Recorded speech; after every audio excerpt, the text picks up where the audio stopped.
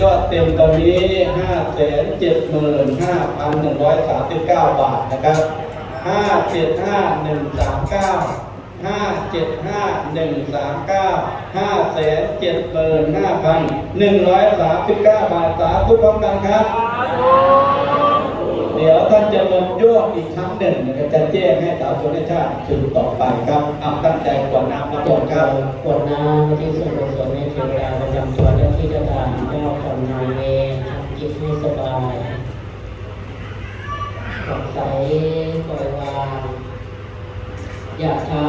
วะริวะหาปุราปาริปุเรนติสาคารังเอวะเมวะอิโตจิดังเปตานังปตปฏิอิชิตังปฏิตังคุมังหิปเมวะสมิจโต